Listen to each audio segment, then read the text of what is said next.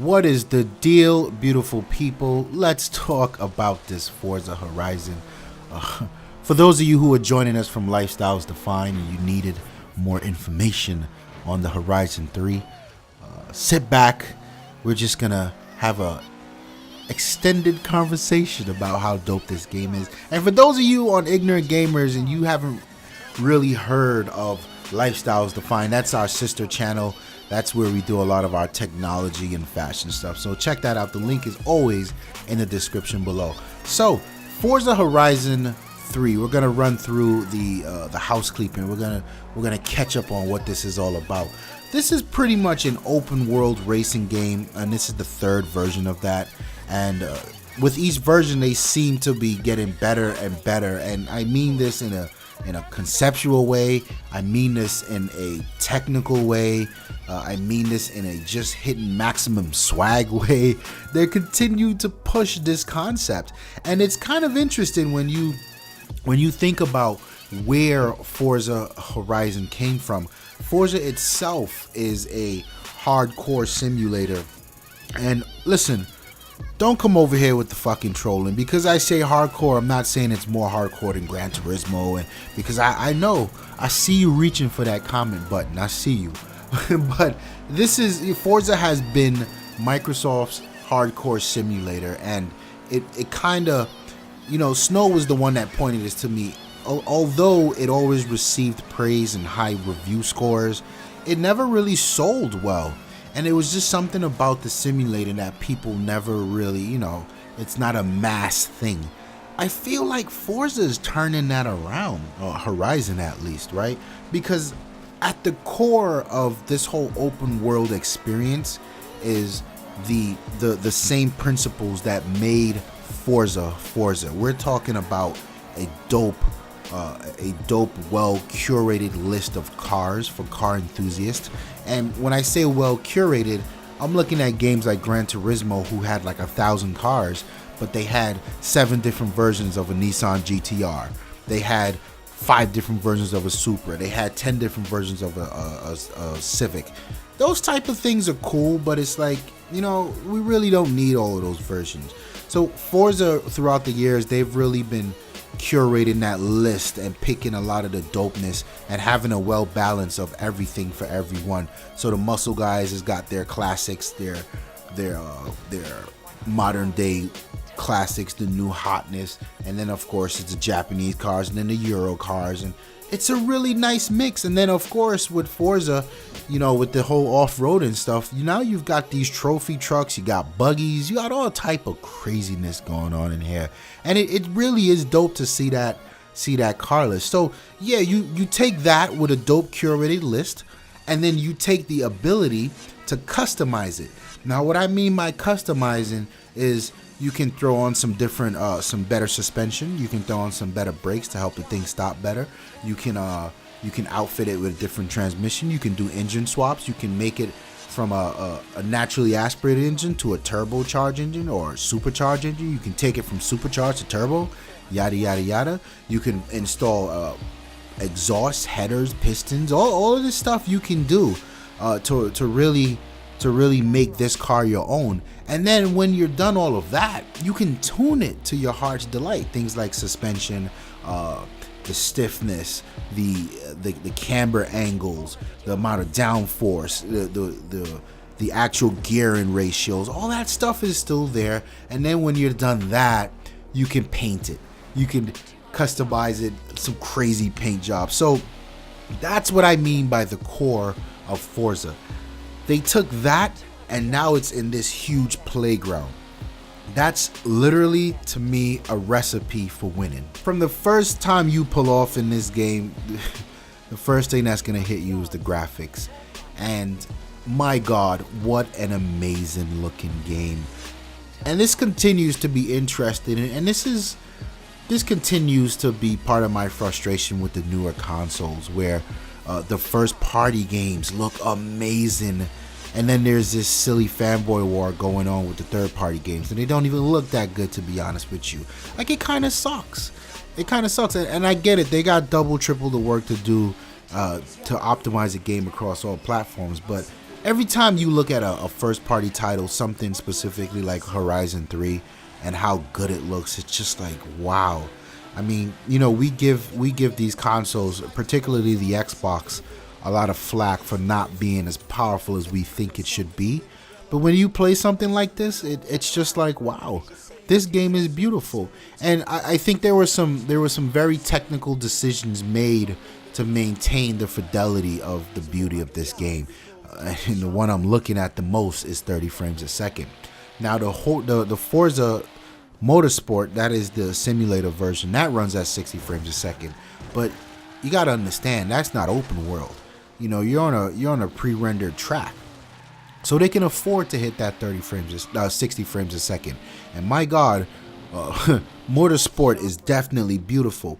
Now, I think I definitely did notice the difference between the 60 and the 30 coming into Horizon 3, because Horizon 3 runs at 30 frames a second, a locked 30 frames a second. So it shouldn't go below it and it shouldn't go above it. And in my experience playing the game so far, I've seen it dip frame rate like 3 times. And that's when, you're hauling ass in some crazy X car doing 240 miles an hour and there's 5 different cars on screen and you hit a tree. It kind of gets crazy. So I understand that. But that decision to lock it at 30, the minute you start playing the game, it's still smooth and it goes away. And that's what good graphics it's supposed to do. Just go away. Just be pretty. Don't do anything silly to draw my attention to the deficiency. So good job with that. I really like the 30 frames a second. The environment this time around is Australia, and it varies differently from region to region. So you've got the outback, which is a lot of what you would think of hauling ass across the desert, these huge jumps, really barren terrain, very little trees. It's very, very brown, very bright. And this is where you'll find a lot of the buggies and four-wheel drive cars duking it out. And that's fun because that's some high-speed madness, right?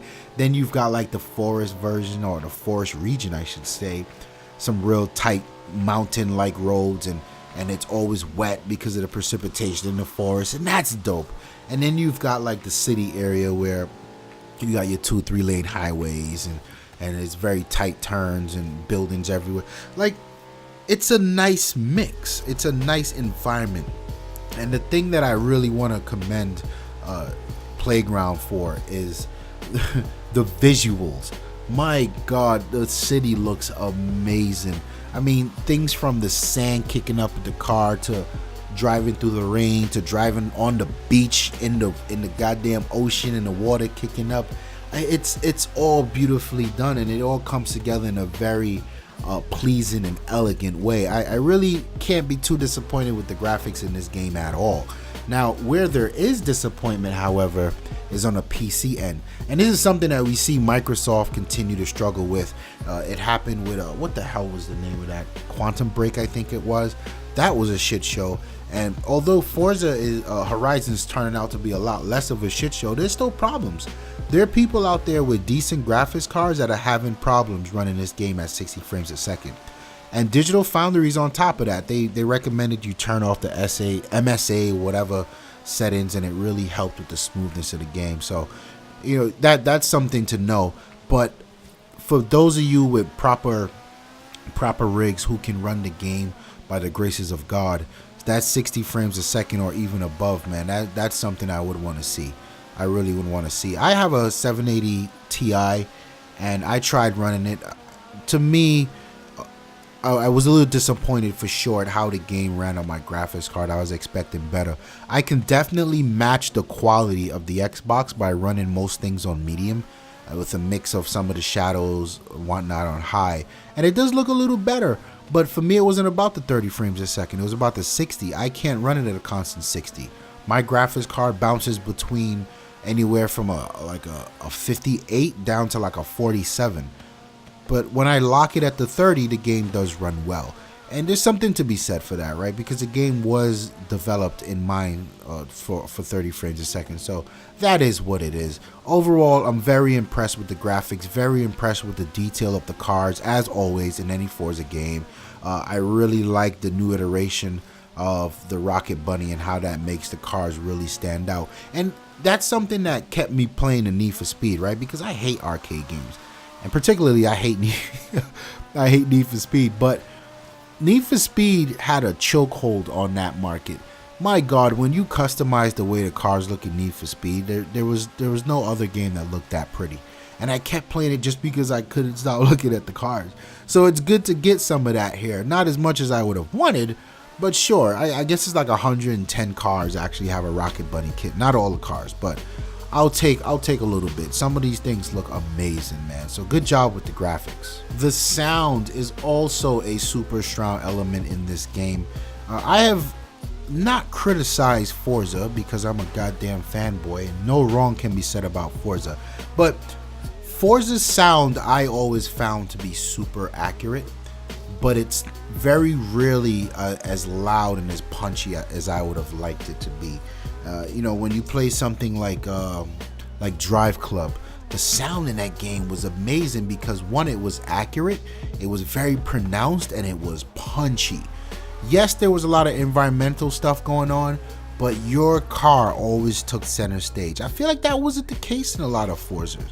Here, they dialed it up a notch for sure. The cars sound incredible. I mean, so far my favorite sounding has to be that GTR. God damn, that thing made some noises. I could not stop just revving it to hear it. It was super dope.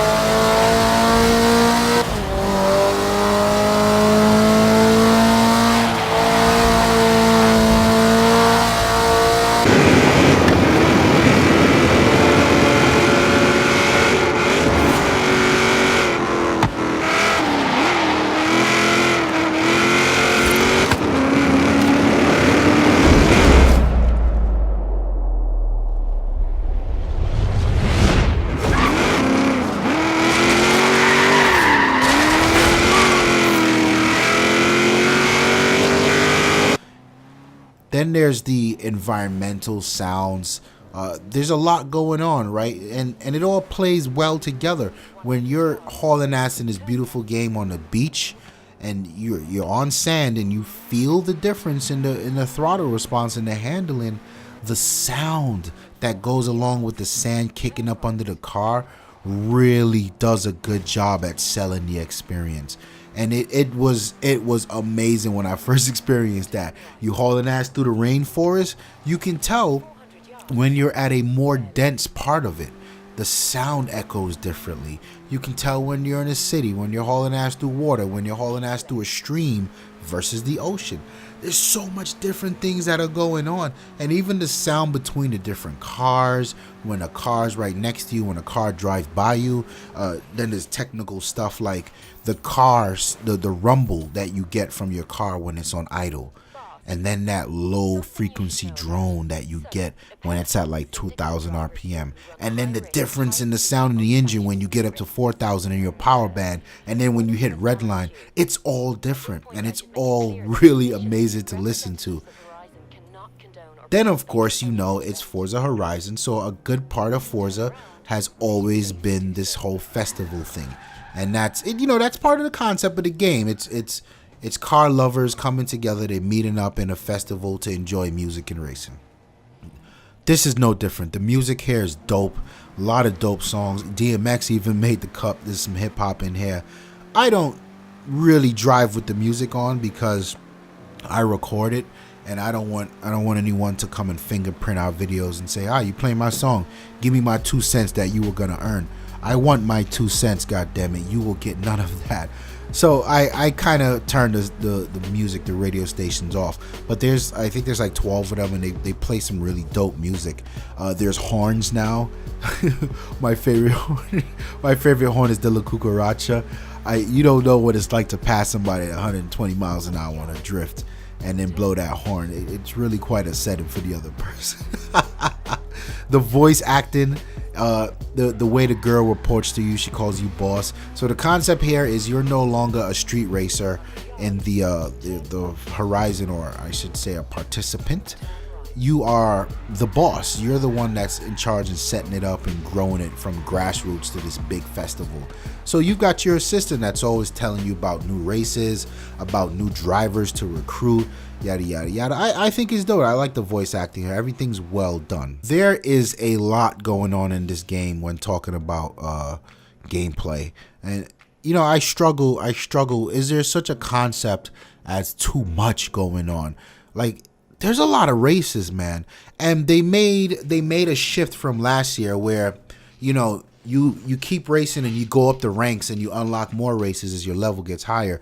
What happens here in Forza Horizon 3 is everything is done on fans. The more fans you got, the more of a demand for you to upgrade your festival, because you're the boss now. And the more fans you get and the more you upgrade your festival, the more races you unlock. And then the more races you unlock, the more drivers and better drivers you can recruit to get you more fans to unlock more races, and on it goes. There's a lot going on here. There's a new introduction of drift zones, and I think that's dope because the drifting guys, people like Slap Train and these crazy guys out here are finally getting there doing these games. I would like to see more of it, but there's definitely some of it in there, and they'll go off and do their own thing anyway. But it's dope to see it acknowledged. There's these new street racing events, and I like how the street racing's handled, right? For you to unlock these street racing events, you need to have win 5 challenges. Now, what's a challenge? Throughout the whole open world, there are other driver tars rolling around, and at any time you can challenge someone to a race, and that race usually lasts about a mile and a random route. Every time you win it, you get closer to a street race. And I think that's dope. It's sort of like a boss battle. I like that. And then there's the return of the fun infected modes and those sort of game modes. There's sprints. There's the sprints will be like fairly long endurance races, like so quite a bit, like 8-9 minute races. That's all about your concentration. There's the circuits. That's all about your consistency. That's pretty much laps, your 3 or 4 laps. Then there's the cross country, and that's a mix of on-road, off-road madness. Those are best served in trucks. There's so much that's going on, and I think it's a nice mix of what we already had from Forza Horizon 2 and some new stuff that we haven't seen yet. And of course, there are those highlights. They don't call them highlights. I forget what they call them, where you race a train, or you're racing a plane or a helicopter, whatever the hell it is. Showcases, that's what they call them. So that's dope as well. There's the inclusion of the beloved auction house, where you as a player can pretty much put a car up for sale, set the price, and just let it go. People bid on it. That's dope. And the auction house is also a dope way to buy special cars from celebrities in the community, people who tune stuff. I remember the auction house back in Forza 4 days, where a famous dude in the community would be like, you know what, I'm tuning this car today, and that's it. And he'd put it up and it'd sell, and that was it. You never saw it again. Like, that was pretty dope. And then there's also this thing where there are these Horizon tuned cars. So there'll be a Horizon Edition Skyline GTR, and when you drive it, you get more points. And people are actually selling those cars, and those cars are rare because the only way to win it is actually in a wheel spin. So if you want that car but you've never actually won it in a wheel spin, the auction house is a good way to buy it. You can buy your way to success. I really like that. The body kits I spoke about earlier, I really love the inclusion of the body kits. I think that's dope. And the body kits here are not only a visual thing, but they also affect the handling characteristics of the car. On some cars they make it slower, on some they make it more aerodynamic, so you get better handling.